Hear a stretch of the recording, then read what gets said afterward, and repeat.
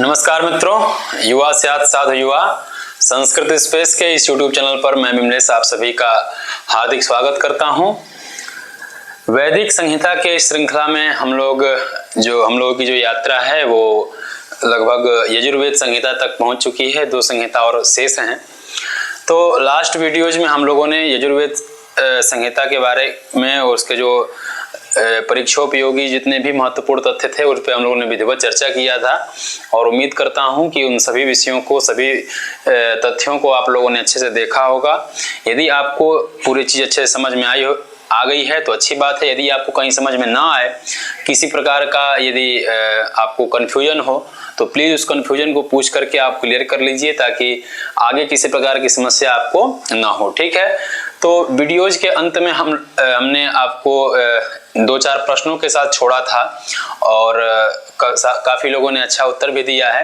तो जिन लोगों को इन प्रश्नों में थोड़ा बहुत कन्फ्यूजन है वो देख करके ठीक है आगे चलेंगे। तो कल के वीडियोज में जो प्रश्न दिए थे उसके उत्तर को देख लेते हैं कि हमने पहला प्रश्न दिया था कि वाजसेनेयी संहितायाः कस्मिन् अध्याये शतरुद्रीय मंत्राः सन्ति।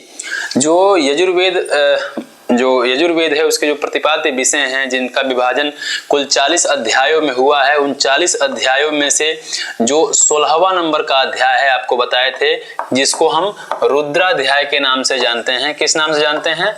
रुद्राध्याय के नाम से जानते हैं, जिसको हम रुद्राध्याय भी कहते हैं और शतरुद्री अध्याय भी कहते हैं। ठीक है, तो इसलिए इस प्रश्न का जो सही उत्तर होगा वो C षोडश सही होगा। ठीक है, वाजसेनेयी संहिता, वाजसेनेयी इति पदे वाज पदस्य कोऽर्थः। आपको बताए थे कि जो शुक्ल यजुर्वेद है जिसको हम वाजसेनेयी संहिता भी कहते हैं और माध्यान्ह संहिता भी कहते हैं, उसमें जो वाज शब्द है और जो शनि शब्द है, कौन शब्द है? वाज शब्द और जो शनि शब्द है, जिसमें वाज शब्द का अर्थ है अन्न और शनि शब्द का अर्थ है क्या? दान। ठीक है, इन दोनों शब्दों का ये अर्थ है। तो इसलिए वाज शब्द का अर्थ पूछ रहा है तो वाज शब्द का अर्थ क्या होगा? अन्न। ठीक है, चूंकि अन्न दिया नहीं है, आप लोग कंफ्यूज हो गए होंगे, तो इसका जो वाज शब्द का अर्थ होगा अन्न होगा। ठीक है, इसको आप लोग देख लीजिएगा। ठीक है, अगला क्वेश्चन है कि वेद व्यास यजुर्वेदस्य ज्ञानम कस्मै दत्तवान। जो वेद व्यास ने वेदों का विभाजन किया था, वेदों का संकलन किया था, उसके बाद अपने शिष्यों को वेदों का ज्ञान कराया था, उसमें से यजुर्वेद का ज्ञान उन्होंने किसको कराया? तो आप जानते हैं कि पैल को उन्होंने क्या पढ़ाया? ऋग्वेद का ज्ञान कराया और वैशंपायन को उन्होंने यजुर्वेद का पाठ पढ़ाया। ठीक है, तो इसलिए इस प्रश्न का उत्तर जो होगा वैशंपायन सही होगा। वाजसेनेयी संहितायाः 44 अध्याय अस्ति। वाजसेनेयी संहिता का जो 40वां अध्याय है उस अध्याय को हम किस नाम से जानते हैं? तो जैसा कि बताया कि जो यजुर्वेद में जो शुक्ल यजुर्वेद है उसका उपनिषद भी कौन है? ईशावास्योपनिषद है और यजुर्वेद का जो 40वां अध्याय है उसको हम ईशावास्योपनिषद अध्याय के नाम से जानते हैं। ठीक है, तो इसको भी आप लोग क्या करिएगा? क्लियर कर लीजिएगा।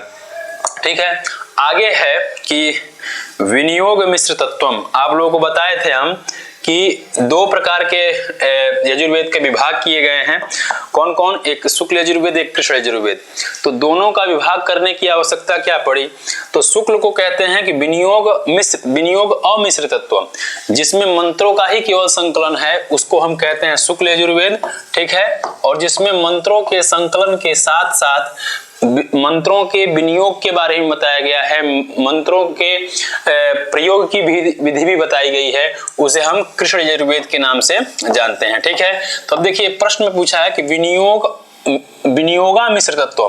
तो ध्यान से रखिएगा कि इन्हें इसको मिलाकर पढ़ लीजिएगा, नहीं तो आप तुरंत लगा देंगे शुक्ल यजुर्वेद। ठीक है, विनियोग मिश्र तत्व मिलाएंगे तो आप कृष्ण यजुर्वेद मार देंगे, लेकिन यहाँ पूछ क्या रहा है कि विनियोग अमिश्र तत्व, तो कौन होगा? शुक्ल यजुर्वेद होगा। ठीक है, तो यदि आप ध्यान से नहीं देखेंगे तो आप कृष्ण यजुर्वेद मानने लगेंगे, तो आपका प्रश्न आते हुए भी गलत हो जाएगा। ठीक है, ये क्वेश्चन तो रिपीट हो गया है। ठीक है, तो इस प्रकार से कुछ प्रश्न दिए थे, उस प्रश्न को आप देख करके हल कर लिए होंगे, ऐसा हमको उम्मीद है। तो अब आगे चलते हैं, जो आगे की हम लोग का जो आज का पाठ्यक्रम है जिस पे हम लोगों को चर्चा करना है, जो तीसरा संहिता है सामवेद संहिता। तो अभी तक हम लोगों ने ऋग्वेद क्या है, ऋग्वेद के प्रतिपाद्य विषय क्या हैं, उसके महत्वपूर्ण तथ्य क्या है, उन सभी विषयों पे हम लोगों ने क्या कर लिया है? विधिवत चर्चा कर लिया है। तो इसके साथ साथ वेद के स्वरूप पर भी हम लोगों ने चर्चा कर लिया है। ठीक है, तो इन सभी विषयों को आप लोग अच्छे से देखिएगा। कहीं भी आपको यदि कन्फ्यूजन हो रहा है, कुछ भी आ रहा है, तो उस कन्फ्यूजन को दूर करते रहिएगा, ताकि ये कन्फ्यूजन यदि अभी दूर हो जाएगा तो बार बार आपसे कह रहे हैं कि ये कन्फ्यूजन आगे नहीं बनेगा, तो आपके लिए भी और साथ साथ हम लोगों के लिए भी अच्छा रहेगा कि हम लोग यदि आपके साथ थोड़ा मिलकर कुछ कर रहे हैं तो ये जो मेहनत है वो फलीभूत होगा। ठीक है, तो आज का जो वीडियो का ध्येय है वो सामवेद संहिता है, तो उसके बारे में देखते हैं कि उसमें क्या है। ठीक है, तो जैसा कि आप स्क्रीन पर देख पा रहे होंगे कि CUET PG हम लोग इसकी चर्चा कर रहे हैं, जिसमें आज की जो संहिता है वह सामवेद संहिता है, तो उसके बारे में हम लोग जानेंगे। ठीक है, देखिए सामवेद संहिता, तो जिस प्रकार से ऋग्वेद के बारे में बताया गया कि ऋग्वेद किसे कहते हैं, उसके बाद बताया गया कि क्या कहते हैं, ऋग्वेद किसे कहते हैं, यजुर्वेद किसे कहते हैं। जैसे ऋग्वेद को बताया गया कि स्तुति का वेद है, जिसमें देवताओं की स्तुति के बारे में जिसमें मंत्र हैं उसे ऋग्वेद कहते हैं। जो कर्मकांड पर आधारित है उसे हम यजुर्वेद कहते हैं। तो उसी प्रकार सामवेद को किस नाम से जानते हैं, यहाँ सामवेद में क्या विशिष्टता है, तो उसको देखते हैं। तो देखिए सामवेद में वेद के बारे में बताया गया है, एक साम है एक वेद है। ठीक है, तो वेद के बारे में तो आप लोगों ने जान ही लिया है, साम के बारे में जानना है। तो साम का मतलब है गीत युक्त मंत्र। ठीक है, मतलब जिस मंत्र का गायन किया जाता है या जिसमें मंत्रों का गान किया जाता है उसे हम सामवेद के नाम से जानते हैं। ठीक है, अर्थात क्या है कि ऋग्वेद के ही मंत्रों को लेकर के सामवेद का संकलन हुआ है। ठीक है, तो ऋग्वेद में ऋचाओं के द्वारा देवताओं की स्तुति की जाती है। ठीक है, और सामवेद में उन्हीं ऋग्वेद के ऋचाओं का जो गान किया जाता है उसे हम सामवेद कहते हैं। ठीक है, विशिष्ट पद्धति से। इसीलिए जो जैमिनी आचार्य हैं मीमांसक, उन्होंने लिखा है, ये किसकी सिद्धांत है, ये आचार्य जैमिनी की, जो मीमांसक आचार्य हैं, उन्होंने लिखा गीतिषु समाख्या। ठीक है, कि जो गान पर आधारित जो वेद है उसे हम सामवेद के नाम से जानते हैं। ठीक है, इसके बाद और एक विशिष्ट संबंध है सामवेद और ऋग्वेद में, क्योंकि ऋग्वेद के ही मंत्रों को लेकर के सामवेद की उत्पत्ति हुई है, सामवेद का संकलन हुआ है। तो देखिए साम में दो पद हैं। ठीक है, एक सा है और एक अम है। ठीक है, तो इसमें सा का मतलब है, ठीक है, सा का मतलब है ऋचा। ठीक है, और अम का मतलब है गान। तो ऋचा का गान मतलब ऋग्वेद के ऋचाओं का गान जिसमें होता है उसे हम सामवेद कहते हैं। और इसमें संबंध क्या है, तो ऋचा को हम पत्नी के नाम से जानते हैं और अम को पुरुष के नाम से जानते हैं। ठीक है, तो ये पति और पत्नी के तुल्य, पति और पत्नी में जो सामवेद और ऋग्वेद में जो संबंध है वह पति और पत्नी के तुल्य संबंध बताया गया है। ठीक है, और व्यवहारिक रूप से भी देखें तो यदि आप अपने पत्नी के गुणों के मतलब बखान करते रहेंगे, उसके बारे में गाते रहेंगे, तो शायद आपकी जो व्यवहारिक जीवन है वो शायद अच्छी चल सकती है। ये भी एक यह वेद अपने संबंध के माध्यम से उपदेश देता है। ठीक है, इसके बाद भी और कहता है छांदोग्य उपनिषद में कि या ऋक् तत्साम, जो ऋक् है वही साम है, और ऋचि अद्यूढ़म साम, जिसमें ऋचाओं को लेकर के ही, जिसमें ऋचाओं को आधार बना करके ही जिसमें गान किया गया है उसे भी हम सामवेद के नाम से जानते हैं। ठीक है, और इसके साथ साथ साच अमश्चेति तत् सामनः, यह बृहदारण्यक उपनिषद में ये आया है। तो इस प्रकार से सामवेद किसे कहते हैं इसके बारे में कुछ महत्वपूर्ण तथ्य थे, उसको आप लोगों को ध्यान रखना है। जैसे अगर देखा जाए तो सामवेद कैसा वेद है, तो गीति प्रधान गान युक्त प्रधान मंत्र है, मतलब वेद है। इसमें कौन से संबंध हैं, तो पति पत्नी तुल्य संबंध है। गीति सुसमाख्या किसका है, तो इस प्रकार से कुछ महत्वपूर्ण तथ्य हैं जिनको आपको ध्यान रखने चाहिए। ठीक है, अब इसके बाद जिस प्रकार से अन्य वेदों के आचार्य हैं, अन्य वेदों के देवता हैं, ऋत्विक हैं, उसी प्रकार से इसके भी कुछ आचार्य देवता हैं, तो उसको देख लीजिए कि कौन है, क्या है, कैसे है। तो देखिए जिस प्रकार से ऋग्वेद जो है वो भूलोक प्रधान है, यजुर्वेद क्या करते हैं, अंतरिक्ष प्रधान है, उसी प्रकार से सामवेद जो है वो द्युलोक प्रधान है। ठीक है, तो जो द्युलोक प्रधान है सामवेद, तो द्युलोक के जो देवता हैं वो सूर्य हैं। कौन है? सूर्य हैं। तो इसीलिए जो इसके मतलब जो देवता होंगे वो कौन होंगे? सूर्य होंगे। ठीक है, सामवेद के देवता कौन होंगे? सूर्य होंगे। और जिस प्रकार से ऋग्वेद का ज्ञान व्यास ने पैल को दिया, यजुर्वेद को वैशंपायन को दिया, और उसी प्रकार से ऋग्वेद का पैल वैशंपायन जैमिनी को, ठीक है, जैमिनी को इन्होंने ऋग्वेद का सामवेद का पाठ पढ़ाया, ज्ञान दिया। ठीक है, तो सामवेद के आचार्य कौन हुए? जैमिनी। देवता कौन हुए? सूर्य। और ऋत्विक इसके कौन हुए? अर्थात सामवेद के मंत्रों के द्वारा जो गान करते हैं, वो गान करके अनुष्ठान इत्यादि कराते हैं, वो कौन है? तो उद्गाता हैं। ठीक है, तो ये भी ध्यान रखिएगा कि इसके ऋत्विक हैं उद्गाता। और उपवेद की बात करें तो उपवेद इसका है गंधर्व वेद। ठीक है, क्या है? गंधर्व वेद। तो इन चीजों को आप स्पष्ट रूप से ध्यान रखिएगा। ठीक है, क्या कि आचार्य कौन है, देवता कौन है, ऋत्विक कौन है। ठीक है, आगे चलते हैं। आगे क्या है?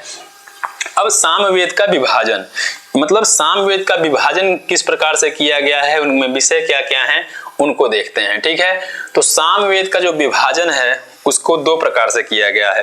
कितने प्रकार से किया गया है? दो प्रकार से।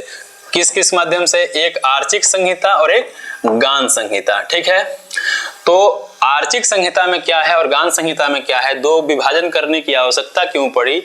तो आर्चिक संहिता में क्या है कि इसमें केवल मंत्रों का संकलन है। ठीक है, ऋग्वेद के द्वारा जो मंत्र लिए गए हैं उन मंत्रों का इस आर्चिक संहिता में क्या है? संकलन है।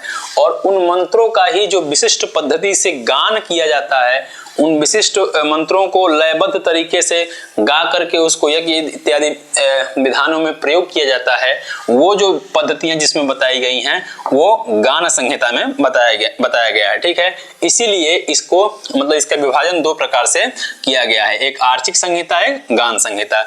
इसको ध्यान रखिएगा। इस आर्चिक संहिता में जो आर्चिक शब्द है, इस आर्चिक शब्द का अर्थ है कि ऋचाओं का समूह या संकलन। ठीक है, तो इसीलिए बता रहे हो कि आर्चिक संहिता में केवल ऋचाओं का संकलन किया गया है, ऋचाओं को इकट्ठा किया गया है, और उस ऋचाओं का जिसमें गान किया जाता है वह संहिता कौन है? तो गान संहिता है। ठीक है, तो इस प्रकार से दो विभाजन है।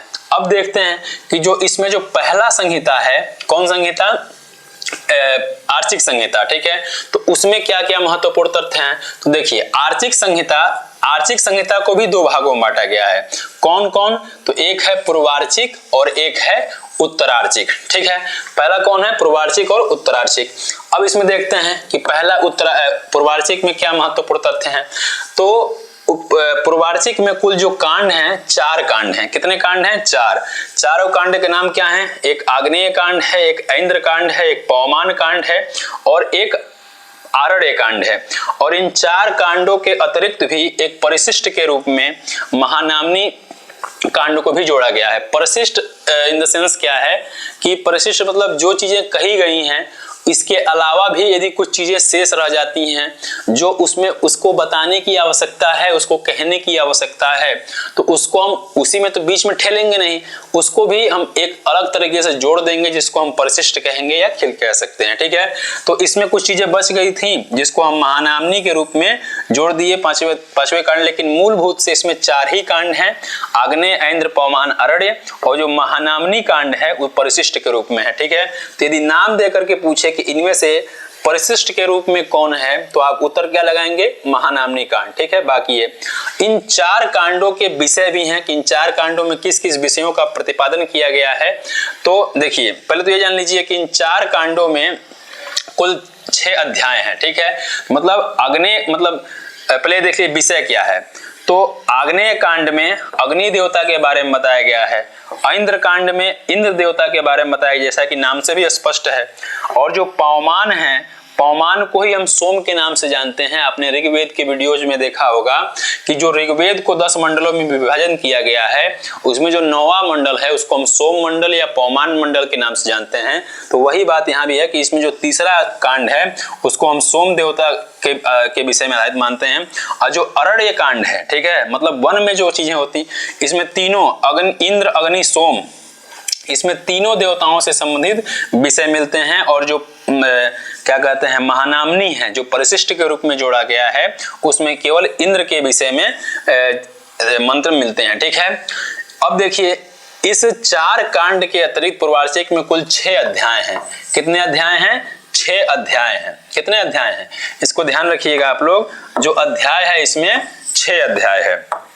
तो अब देखिए 6 अध्याय में जो पहला अध्याय है उसमें अग्नि देवता के बारे में बताया गया है। जो 2 से लेकर के 4 तक जो अध्याय है उसमें इंद्र देवता के बारे में बताया गया है और कांड है ऐन्द्र।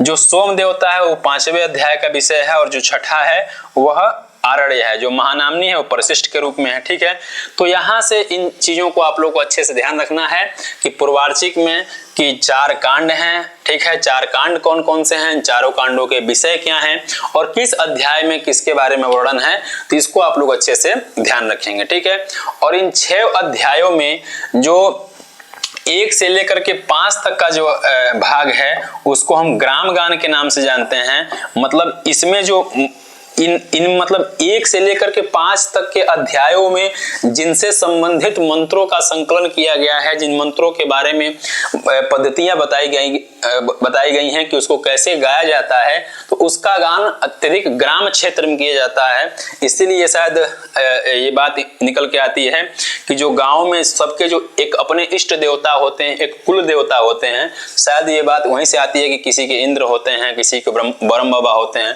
तो शायद यहाँ से निकल सकता है। और जो छठा अध्याय है उसको हम अरण्य गान के रूप में जानते हैं। मतलब ऐसे मंत्रों का गान अरण्य में या वनों में होता है। ठीक है, और पूर्वार्चिक में अगर सब मिलाकर के बात करें जितने मंत्र हैं, कितने मंत्रों का संकलन किया, तो 650 मंत्रों का इसमें संकलन है। ठीक है, तो क्या क्या इसको ध्यान रखना है कि सामवेद का विभाजन 2 प्रकार से किया गया है। एक आपका आर्चिक संहिता है, गान संहिता है। इसमें आर्चिक संहिता को भी 2 भागों में विभाजित किया गया है, पूर्वार्चिक और उत्तरार्चिक, जिसमें पूर्वार्चिक में 4 कांड हैं। 4 कांड में कौन कौन कांड हैं, इसके विषय क्या हैं, इसमें अध्याय 6 हैं, तो कौन कौन अध्याय किससे जुड़ा हुआ है। 1 से 5 अध्याय को ग्राम गान कहते हैं और छठे अध्याय को अरण्य कांड कहते हैं। और जो इसमें पूर्वार्चिक में ध्यान रखिएगा, ये जो 650 मंत्र की हम बात कर रहे हैं, यह जो मंत्र है यह किसमें है, तो पूर्वार्चिक में है। ठीक है, टोटल सामवेद में नहीं है। सामवेद का जो एक भाग आर्चिक संहिता है और आर्चिक संहिता में जो पूर्वार्चिक है उसमें केवल 650 मंत्र हैं। तो ये इसमें कंफ्यूज मत होइएगा, इसको ध्यान रखिएगा। ठीक है, अब आगे देखिए दूसरा क्या है, उत्तरार्चिक है। अब उत्तरार्चिक में क्या क्या चीजें हैं अब उसको देख लीजिए।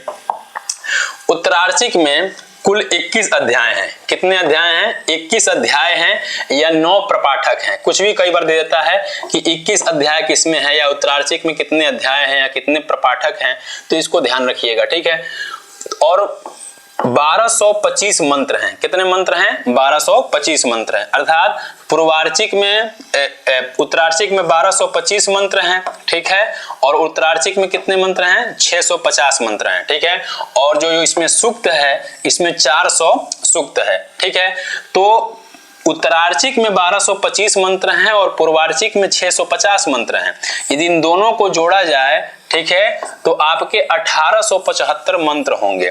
तो जिस प्रकार से 10,552 मंत्र ऋग्वेद में है, ठीक है, और 1975 या 2086 अलग अलग कांडों में यजुर्वेद में बताया गया है। उसी प्रकार से यदि केवल सामवेद की बात की जाए, किसके बारे में बात की जाए? सामवेद में यदि ये पूछे कि संपूर्ण सामवेद में कितने मंत्र हैं, तो आप उत्तर 1875 लगाएंगे।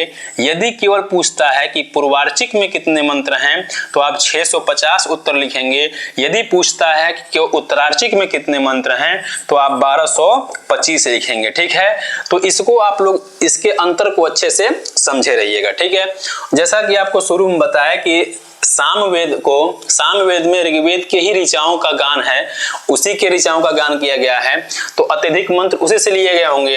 तो 1771 मंत्र, ठीक है, कितने? 1771 मंत्र ऋग्वेद से लिए गए हैं।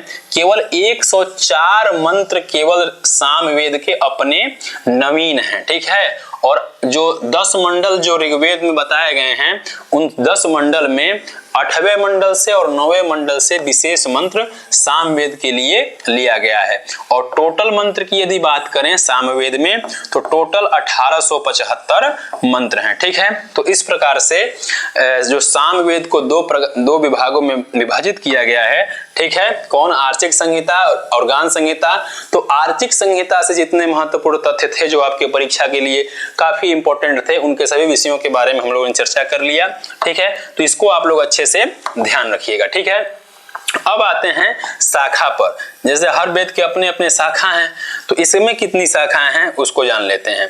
तो जिस प्रकार से ऋग्वेद में आचार्य पतंजलि सभी के बारे में बताए हैं कि उन्होंने ऋग्वेद में आचार्य पतंजलि के अनुसार 21 शाखा मानते हैं, यजुर्वेद के 100 शाखा मानते हैं।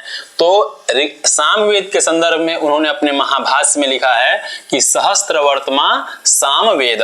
ठीक है, जो सहस्त्र वर्तमा सामवेद मतलब जो सामवेद है वह 1000 शाखाओं वाली है। ठीक है, इसमें जो वर्तमान शब्द है, प्रायः वर्तमान शब्द का अर्थ लोग मार के लिए लेते हैं, लेकिन यहाँ वर्तमान शब्द गीति अर्थ में लिया गया है। तो यहाँ ये पूछ सकता है कि गाये सहस्त्र वर्तमनि गायत्रम। ठीक है, जिसमें मतलब 1000 शाखाओं में जिसका गान किया गया है, ऐसा वेद कौन है? तो सामवेद है। इसमें जो वर्तमान शब्द है इसका अर्थ क्या है? तो गान है। ठीक है, ध्यान रखिएगा, ये किसी तरह से पूछ सकता है। तो 1000 शाखाएं तो पतंजलि जी के अनुसार है, लेकिन यदि वर्तमान समय में प्राप्त के रूप में बात करें कि कितनी शाखाएं प्राप्त होती हैं, तो मात्र 3 शाखाएं प्राप्त हैं। ठीक है, वो कौन कौन है? तो एक कौथमीय शाखा है, एक राणायनीय शाखा है और एक जैमिनीय शाखा है। ठीक है, जिसको कौथमीय शाखा गुजरात में ये काफी फेमस है। राणायनीय शाखा के जो पंडित या जो सामवेदी मिलते हैं वो महाराष्ट्र में अत्यधिक मिलते हैं, और जो जैमिनीय शाखा के अत्यधिक मिलते हैं वो कर्नाटक में मिलते हैं। ठीक है, तो 1000 शाखाओं में से केवल 3 शाखा इस समय क्या है? मेन रूप से इस समय उपलब्ध है। ठीक है, और सामवेद मुख्य रूप से उपासना का वेद है। मतलब अगर हम किसी मतलब गान युक्त यदि ये वेद है तो गान के द्वारा हम उपासना ही करते हैं, लेकिन प्रधान आपको क्या रखना है? गान युक्त, गान प्रधान जो वेद है वह सामवेद है। ठीक है, जैसा कि आपको बताया कि ऋग्वेद में जो सूक्त हैं उन सूक्तों को 4 प्रकार से विभाजन किया गया है, धार्मिक, दार्शनिक, संवाद और एक लौकिक सूक्त। उसमें से विभिन्न देवताओं के बारे में स्तुति की गई है, उनका व्याख्यान किया गया है। तो इसमें से अत्यधिक मंत्र ऋग्वेद के ही हैं। तो सबसे अधिक मंत्र किस देवता से संबंधित लिया गया है? तो अग्नि देवता, इंद्र और सोम देवता से संबंधित मंत्रों को ऋग्वेद से सामवेद के लिए उद्धृत किया गया है। ठीक है, तो ये आपके शाखाओं से संबंधित कुछ विषय महत्वपूर्ण बातें थी, उनको आप लोग ध्यान रखेंगे। ठीक है, अब देखिए, जो शुरू में बताया आपको कि सामवेद का जो विभाजन है वो 2 प्रकार से किया गया है। किस प्रकार से? एक आपका है आर्चिक संहिता और एक आपका है गान संहिता। ठीक है, तो आर्चिक संहिता के बारे में हम लोग बात कर लिए। ठीक है, अब गान संहिता क्या है, गान संहिता कितने हैं, क्या है उस बात उसको देख लेते हैं। ठीक है, तो जैसा कि आपको पहले बताया ही है कि आर्चिक संहिता में केवल मंत्रों का संकलन है, और उन्हीं मंत्रों की जो गान की पद्धति है उसको कैसे गाया जाता है, ये सब चीजें गान संहिता में बताया गया है। ठीक है, तो अब ये साम गान है या गान संहिता है, यह 4 प्रकार का होता है। कितने प्रकार का होता है? 4 प्रकार का। वह कौन कौन है? तो एक ग्राम गान है, एक अरण्य गान है। ठीक है, मतलब ऐसे मंत्रों को जहां हम पवित्र स्थानों में या वनों में या मंदिरों में गाते हैं, वह मतलब ऐसा विभाजन किया गया है कि सभी मंत्रों को आप कहीं नहीं गा सकते हैं। ठीक है, उसके लिए एक स्थान दिया गया है, एक सही वातावरण दिया गया है। ठीक है, तीसरा है ऊह ज्ञान, मतलब विचार पूर्वक विन्यास, मतलब गान के माध्यम से आप कुछ भी नहीं रख देंगे। ठीक है, मतलब उसका कुछ मीनिंगफुल हो। जैसे आप देखे होंगे कि जो अगर कई लोगों से बातचीत होती है कि आप इस समय किस गाने को सुनना पसंद करते हैं, तो अभी आज भी 90s के जो गाने हैं वो काफी वो हैं। क्यों? क्योंकि वो मीनिंगफुल हैं, उसमें मतलब एक भावपूर्ण है, उसमें मतलब एक अच्छे लिरिक्स और एक अच्छे पद्धति के साथ उसको गाया गया है, तो उसके अर्थ निकल के आते हैं, तो आदमी उसको सुनता है और जो लॉन्ग ड्राइव पे चलता है तो सुनते हुए कब रास्ता खत्म हो जाता है पता नहीं चलता है। लेकिन आजकल जो गाने चल रहे हैं बॉलीवुड ने तो छैयटी मचा दिए हैं सब, कि अब गाना मान लीजिए है कि आज ब्लू है पानी पानी, तो भाई इसमें नया क्या बता रहे हो, ब्लू तो पानी ही होता है, मतलब पानी का जो कलर है ब्लू ही होता है, ठीक है। तो इस प्रकार से कुछ भी मतलब बेच दे के कुछ भी अंड के बंड गा दे रहे हैं सब, ठीक है। तो एक ग्राम गान है, एक अरण्य गान है, एक ऊह ज्ञान है, एक ऊह्य ज्ञान है, ठीक है। चौथा क्या है, ऊह्य ज्ञान। ऊह्य ज्ञान को हम रहस्य ज्ञान के नाम से भी जानते हैं, ठीक है। और तो ये गान संहिता कितने होते हैं, 4। कौन कौन होते हैं ये देख लीजिए, ठीक है। इसके अलावा और क्या महत्वपूर्ण है तो वो आप देख लीजिए, ठीक है। इसमें कुछ पारिभाषिक शब्द हैं, ठीक है, जो सामवेद संहिता के रूप में काफी प्रयोग किया जाता है, ठीक है। वह कौन कौन है, तो एक है आपका शस्त्र, ठीक है, क्या है, शस्त्र है, स्तोत्र है, स्तोभ है, विस्तुति है, ये सब क्या है, सामवेद संहिता, सामवेद में प्रयुक्त कुछ पारिभाषिक शब्द हैं। अब देखिए शस्त्र क्या है, शस्त्र का प्रयोग इसलिए सामवेद के रूप में किया गया, आप लोगों को स्मरण आ रहा होगा ऋग्वेद संहिता के संदर्भ में जब हम लोग बात कर रहे थे तो उसमें आया था कि अप्रगीत मंत्र साध्या स्तुति ही शस्त्रम, जिस मंत्र का गायन हम गान रहित होकर जिन ऋचाओं के द्वारा हम गान से रहित होकर के देवताओं की स्तुति करते हैं उन ऋचाओं को हम शस्त्र के नाम से भी जानते हैं, ठीक है। तो अर्थात जो ऋग्वेद की ऋचाएं हैं उसको हम एक नाम किससे जानते हैं, शस्त्र के नाम से भी जानते हैं, ठीक है। तो उसका लक्षण क्या दिए थे कि अप्रगीत मंत्र साध्या स्तुति ही शस्त्रम। तो जो इसमें स्तोत्र है वो क्या है, तो इसका लक्षण देते हैं कि प्रगीत, क्या देते हैं कि प्रगीत मंत्र साध्या स्तुति ही स्तोत्रम। जिन मंत्रों को हम गान के माध्यम से मतलब गा करके हम उन देवताओं की स्तुति करते हैं उसे हम स्तोत्र कहते हैं, ठीक है। तो इन दोनों के बीच के अंतर को आप स्पष्ट रखिएगा कि शस्त्र किसे कहते हैं और स्तोत्र किसे कहते हैं। क्यों, क्योंकि ये पारिभाषिक नाम है जिसको आपको ध्यान रखने हैं।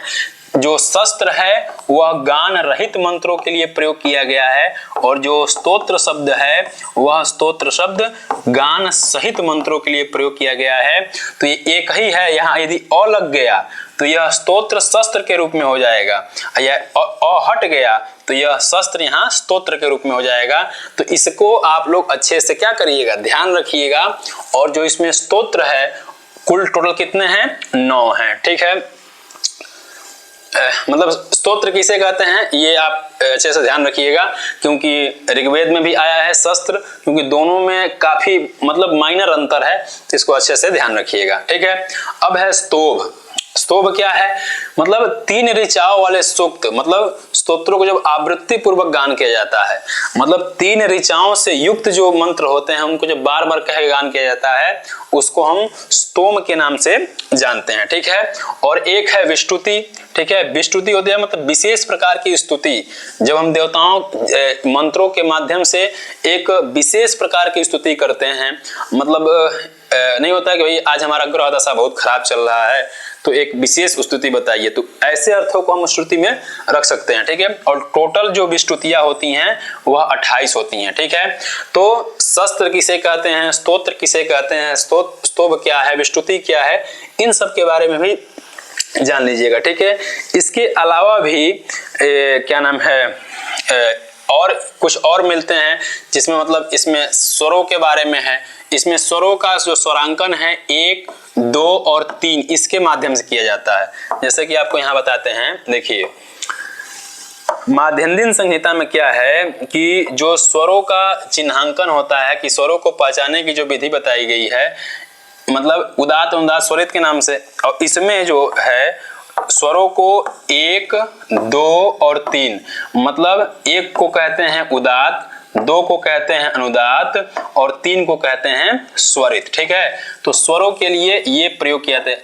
तो इस प्रकार से जो कुछ और महत्वपूर्ण तथ्य हैं कि सामवेद में आपके 7 स्वर हैं। कितने स्वर हैं, 7 स्वर हैं, ठीक है। इन 7 स्वरों के अलावा इसमें 3 ग्राम हैं। ठीक है 3 ग्राम हैं, 21 मूर्छनाएं हैं। क्या हैं? 21 मूर्छनाएं हैं और 49 तान है। क्या है? 49 तान है। तो ये भी कई बार पूछ देता है कि सामवेद में तान की संख्या कितनी है या मूर्छनाएं की संख्या कितनी है, तो ये भी इंपॉर्टेंट हो जाता है। तो इसको भी आप लोगों को ध्यान रखना चाहिए। ठीक है, आगे चलते हैं। आगे क्या है? हाँ ठीक है, आगे है कि सामगान। ठीक है, अब गान संहिता की बात चल रही है, तो सामगान के जो प्रकार होता है वो 4 होता है, लेकिन उसके 5 भेद भी होते हैं। ठीक है, क्या होते हैं? 5 भेद होते हैं। कौन कौन? तो प्रस्तावोद्गीत, प्रतिहार, उपद्रव, निधनानि, पंचभक्तयः। अब देखिए इन सभी को आप लोग ना अच्छे से ध्यान रखिएगा। क्यों? क्योंकि इसका एक क्रम भी है कि प्रस्ताव, उद्गीत, प्रतिहार, उपद्रव, निधनानि, पंचभक्तयः। कई बार पूछ लेता है कि इनमें से कौन सामगान नहीं है। ठीक है, या दे देगा कि प्रस्ताव के बाद क्रम सजाने के लिए दे सकता है, तो आपको इसको अच्छे से याद रखने हैं। ठीक है, तो जो 5 सामगान के भेद कितने होते हैं? 5। प्रकार कितने होते हैं? 4।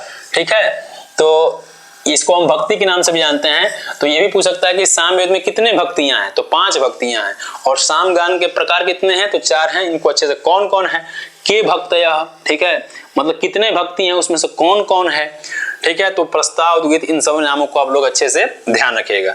चूंकि ये गान है, इसको गाया जाता है, तो इसको गाने वाले कौन हैं? ठीक है, तो आपको बताए कि जो सामवेद के ऋत्विक हैं, जो सामवेद के मंत्रों का यज्ञों में गान करते हैं, वो कौन है? वो मेन है उद्गाता। ठीक है, ये मेन पंडित जी हैं। और ये पंडित जी अपने साथ साथ 3 और मतलब साथ में लेकर के आए हैं। वो कौन कौन है? एक प्रस्तोता हैं, एक प्रतिहर्ता हैं, और एक आपके प्रस्तोता, प्रतिहर्ता और उद्गाता, ये 3 लोग हैं। ठीक है, तो प्रस्ताव का जो गान होता है वह प्रस्तोता गाते हैं। ठीक है, प्रस्ताव का ज्ञान, इसको देखिए यहाँ पे दिखाते हैं आपको, यहाँ स्पष्ट हो जाएगा। कितने भक्तियां होती हैं? तो 5 होती हैं। कौन कौन? तो उसको देख लेते हैं पहले। प्रस्ताव, थोड़ा सा इसको और बड़ा कर लेते हैं। कितनी भक्तियां होती हैं? 5। एक है प्रस्ताव, प्रस्ताव, उद्गीत, उद्गीत, प्रतिहार, प्रतिहार, उपद्रव। ठीक है, और 5वां है निधना, निधन। ठीक है, ये 5 गान हैं। क्या हैं? गान हैं। क्या है? ये गान है। इन गानों को गाने के लिए कोई ना कोई गायक होगा। तो गायक कौन है? ये गान है, तो गायक देख लेते हैं। गायक कौन है? तो प्रस्ताव को गाते हैं प्रस्तोता। ठीक है, कौन है इसके गायक? प्रस्तोता कौन है? प्रस्तोता। उद्गीत के उद्गाता। ठीक है, प्रतिहार के प्रतिहर्ता। ठीक है, उपद्रव के उद्गाता। ठीक, और जो निधन है, इन निधन को तीनों मिल करके, देखिए नाम एक ही है, प्रस्तोता, उद्गाता और प्रतिहर्ता। ये जो 3 हैं, यही तीनों मिल करके, उद्गाता तो सेम ही है ना उपद्रव गाने वाले, तो इसमें अलग अलग 3 ही हैं। तो निधन को गाने वाले ये तीनों मिल करके गाते हैं।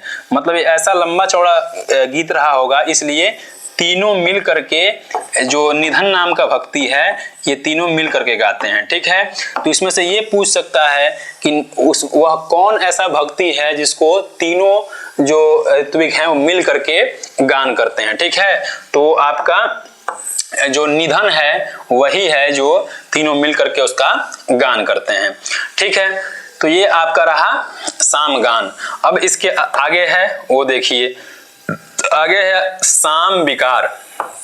देखिए कोई भी जब हम संगीत को गाते हैं या सुनते हैं तो उसमें कुछ उतार चढ़ाव आपको देखने को मिलते होंगे कि कुछ जो बड़े बड़े खानदानी गायक हैं वो गानों को कैसे आलाप लेते हैं कि मतलब किसी गान को ऊपर चढ़ाना, नीचे उतारना, मध्यम मार्ग में अपनाना, धीरे हल्का गाना, फिर उठा के गाना। क्यों? क्योंकि ये गानों की खूबसूरती है। ऐसे ही नॉर्मल कोई गान गा देंगे तो ऐसा लगता है कि मतलब कुछ भी ऐसे ही कह देंगे तो लगेगा इमला पढ़ रहे हैं, न उसको किसी को गाने में आनंद आएगा न उसको सुनने में आएगा। तो ऐसे गानों को गाने के लिए मतलब क्या कहते हैं 6 प्रकार के विकार दिए हैं। 6 ना, 1 2 3 4 5 6, हाँ 6 प्रकार के विकार दिए गए हैं। ठीक है, तो कितने विकार हैं? तो 6 विकार हैं। ठीक है, कौन कौन है? जो साम विकार कितने होते हैं? 6 विकार, विश्लेषण, विकर्षण, अभ्यास, विराम और स्तोभ। ये भी क्रम से है, इसको भी जहां जहां क्रम की बात आए उन सभी क्रमों को आप लोगों को ध्यान जरूर रखना है, बार बार आपसे कह रहे हैं। ठीक है, विकार मतलब जो गान है उसमें कुछ परिवर्तन कर दे। मान लीजिए जो गाने का लय है वो लय नहीं मिल पा रहा है उस जो लिखा है, तो उस शब्दों में कुछ विकार कर लिए, कुछ परिवर्तन कर लीजिए ताकि अपने गान के लय के हिसाब से बैठ जाए। ठीक है, विश्लेषण मतलब उसमें कुछ अच्छे से आप उतार चढ़ाव वाली स्थिति कर लें। ठीक है, शब्द या पद को उसमें अच्छे से जोड़ लीजिए, वो विश्लेषण हो जाएगा। विकर्षण होता है आपका मतलब कि एक स्वर को देर तक खींचना। ठीक है, कि मान लीजिए कि जो गान की पद्धति कई लोग आलाप लंबा लंबा लेते हैं, तो ऐसे विकर्षण बार बार यदि आपको याद अच्छे से ना रहे, देख देख के गाएंगे तो भूल जाएंगे, तो उसका अभ्यास होना चाहिए। ठीक है, विराम भी आपको बीच बीच में लेना चाहिए। भाई एक इंसान के पास एक औकात भर सांस होता है, ऐसा तो है नहीं कि एक लाइन का पूरा बड़ा 4-5 लाइन का एक लाइन हो तो उसको आप एक ही सांस में गा सकते हैं। तो उसमें खूबसूरती लाने के लिए उसमें बताया जाता है कहाँ आपको रुकना है, कहाँ से उठाना है, कहाँ से छोड़ना है। ठीक है, और जो अंतिम है वो स्तोभ है। ठीक है, मतलब कुछ पदों को जोड़ देना, मतलब और आलाप अच्छे से लेना, ये स्तोभ बताता है। ठीक है, तो इस प्रकार से गानों में एक सुंदरता लाने के लिए एकदम जिसके कानों में गाना पड़े एकदम मनोरम हो, एक बार पड़ जाए तो उसको पूरा सुनने का मन कर जाए, तो ये जो प्रकार बताता है वो साम विकार में है। वो कितने होते हैं? ठीक है, वो 6 होते हैं। कौन कौन होते हैं? तो इनको आपको ध्यान रखने हैं कि विकार, विश्लेषण, विकर्षण, अभ्यास, विराम, स्तोभ। ठीक है, तो इसको आप लोग ध्यान रखिएगा। आगे अब बात करते हैं कि ऋग्वेद से संबंधित, सामवेद से संबंधित कौन ब्राह्मण है, कौन आरण्यक है, ये भी तो महत्वपूर्ण है। तो देखिए आचार्य सायण लिखते हैं कि अष्टौ ही ब्राह्मण ग्रंथाः। ठीक है, कितने लिखते हैं? अष्टौ ही ब्राह्मण ग्रंथाः। तो यहां से पहला क्वेश्चन तो यही बनता है कि आचार्य सायण के अनुसार सामवेद के कितने ब्राह्मण हैं? 8 ब्राह्मण हैं। ठीक है, कौन कौन? तो उसको देख लीजिए। 8 ब्राह्मण कौन कौन है? तो एक तांड ब्राह्मण है। ठीक है, तांड्य ब्राह्मण को ही हम पंचविंश ब्राह्मण के नाम से भी जानते हैं। ठीक है, इसको ध्यान रखिएगा। कई बार पंचविंश भी दे देता है, पूछ देता है कि इस पंचविंश को हम अन्य नाम से क्या जानते हैं, तो तांड्य नाम से, या तांड्य को अन्य नाम से क्या जानते हैं, तो पंचविंश नाम से। दूसरा है आपका षड्विंश। इसको पंचविंश क्यों कहते हैं? क्योंकि इसमें 25 अध्याय हैं। षड्विंश को षड्विंश क्यों कहते हैं? इसमें 26 अध्याय है। ठीक है, विषय एक ही है, एक जुड़ गया है। तीसरा है साम विधान, चौथा है आरसेय, पांचवा है दैवत, छठा है उपनिषद ब्राह्मण, संहितोपनिषद ब्राह्मण और वंश ब्राह्मण। 8वां कौन है? वंश ब्राह्मण। तो ये 8 ब्राह्मण हैं सामवेद के, जो किसके द्वारा हैं? ये आचार्य सायण मानते हैं कि 8 सामवेद के 8 ब्राह्मण प्राप्त होते हैं। अब आते हैं आरण्यक पे। कितने आरण्यक हैं? तो 2 आरण्यक प्राप्त होते हैं, तवलकार आरण्यक और छांदोग्य आरण्यक। उपनिषद के संदर्भ में बात करें तो इसमें 2 उपनिषद हैं, एक केनोपनिषद है और एक छांदोग्योपनिषद है। ठीक है, तो केनोपनिषद और छांदोग्योपनिषद एक काफी महत्वपूर्ण है। कई बार यहाँ से प्रश्न डायरेक्ट पूछा है, तो हर बार कह रहे हैं कि हर चीजों को आप लोगों को विशेष रूप से अच्छे से ध्यान रखना है। ठीक है, अब आते हैं कल्प सूत्र पे। भाई किसके कौन कल्प सूत्र हैं? ठीक है, तो देखिए स्रोत सूत्र जो है, ठीक है, स्रोत सूत्र कौन है? एक आरसेय स्रोत सूत्र है, लाट्यायन है, द्राह्यायण है और जैमिनी है। जो अन्य ये जो सामवेद का जो स्रोत सूत्र है ना, सभी अलग अलग हैं। आरसेय को हम मशक के नाम से भी जानते हैं, तो इसको ध्यान रखिएगा, सबका एक अलग नाम है। गृह सूत्र के बारे में बात करें तो एक गोभिल है, खादिर है, द्राह्यायण है, जैमिनी है। ठीक है, जैमिनी शाखा है तो जैमिनी तो आपको याद ही आ ही जाएगा। ठीक है, द्राह्यायण आया है, लेकिन इसमें 2 क्या है? गोभिल और खादिर। तो ये आपको याद रहे चाहे ना रहे, ये जरूर याद रखना चाहिए, क्योंकि ये 2 ही अलग हैं, बाकी 2 तो आए ही हैं स्रोत सूत्र में, तो इसको जरूर ध्यान रखना है। धर्म सूत्र गौतम धर्म सूत्र है। ठीक है, तो ये 2 प्रकार से महत्वपूर्ण है। कैसे है? तो एक तो धर्मसूत्र है, गौतम धर्मसूत्र किसका धर्मसूत्र है? तो सामवेद का धर्मसूत्र है। और जो जितने धर्मसूत्र है उन सभी धर्मसूत्रों में जो सबसे प्राचीनतम धर्मसूत्र है, जो सबसे प्राचीनतम धर्मसूत्र कौन है? गौतम धर्मसूत्र है। तो यहां से दो तरह से प्रश्न बन सकते हैं कि गौतम धर्मसूत्र किस वेद से संबंधित है? तो सामवेद से। और सबसे प्राचीनतम धर्मसूत्र कौन है? तो गौतम धर्मसूत्र है, ठीक है।